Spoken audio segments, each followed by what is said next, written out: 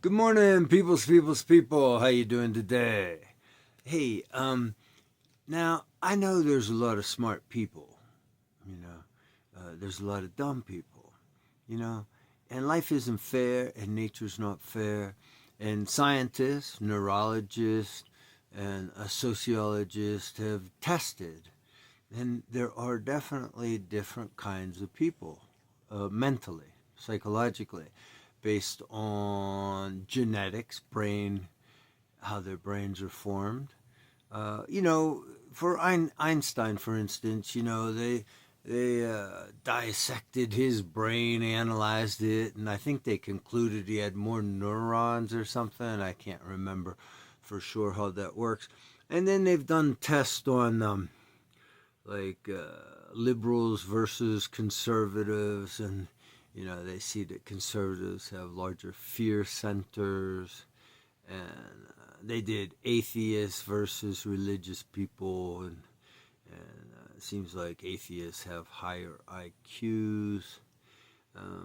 All these things are actual scientific facts. I mean, you can double check me. Go ahead, look it up. It'll be fun.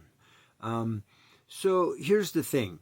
It seems to me that it it's the lower IQ. Well, let's put it this way: the highest IQ people, I believe, the most intelligent people, understand that kindness is extremely important.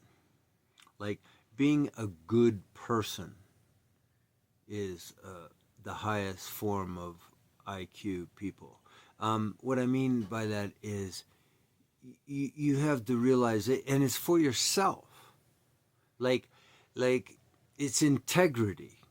You know, if you're intelligent enough to understand kindness, then you live a life of integrity. You know, and it seems to me that most people who are running our government and the planets, all the governments, are not those kind of people.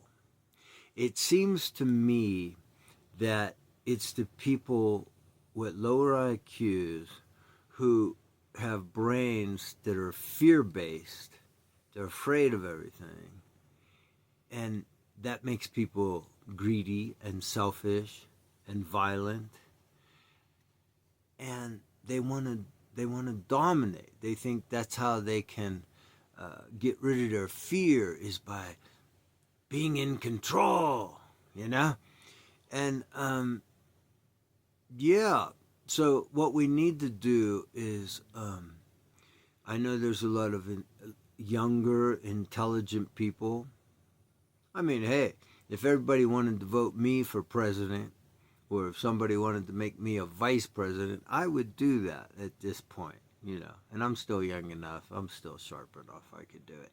But um, the thing is younger people, uh, you guys out there who hear this and you feel that you are the intelligent one, you are intelligent enough to be kind, you understand compassion, you understand fairness, you understand uh, that greed is not the answer. You guys need to start participating in government, you know?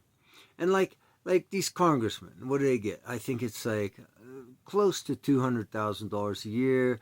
Plus, they have like over $1 million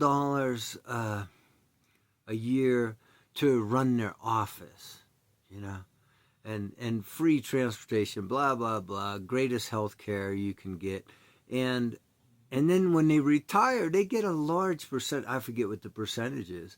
They get, I don't know if it's 70% or 80%. They get that same money for the rest of their lives. Now, an intelligent person, even an average person, realizes that's enough money to live a good life and be happy. You don't need to take bribes if you're getting that much money to have a good life.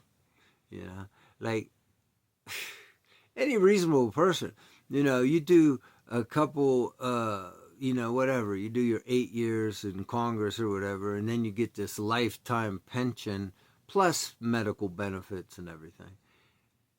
And then you can go out and live your life. You can get another job. You can start your own business. You could write a book, whatever. You can make more money, but you always have that much money, a couple $100,000 a year to live on, which for most reasonable people is plenty. So you don't have to be corrupt. You don't have to be evil. You don't have to be greedy. A wise man knows when enough is enough. Read Jiddu Krishnamurti, Jiddu. And then, okay, well, I guess that's about enough. Yeah, you're the young people, the intelligent people. I'm not talking to you greedy fuckers. I'm not talking to you fear-based fuckers. I'm not talking to you religious people.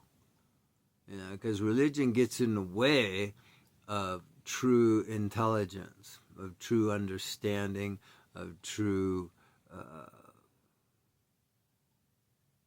equanimity, And I was going to mention that too. Like, it could, taxes, Like, I think, here's a new tax code for you, just to give you a head start on government, is how about, like, no taxes on your first $40,000, maybe $50,000.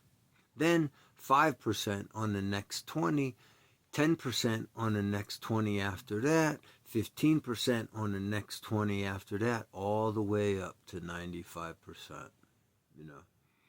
Close all the loopholes, and people that have money, once you make over $180,000 right now, you don't have to pay Social Security tax. Get rid of that law. Make wealthy people pay Social Security tax on every dollar, and you save Social Security. We could have universal health care.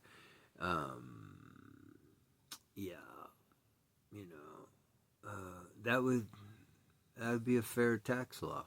Yeah. It's that easy. No loopholes. Zero loopholes. Right? Okay. There you go. Food for thought. Get to work.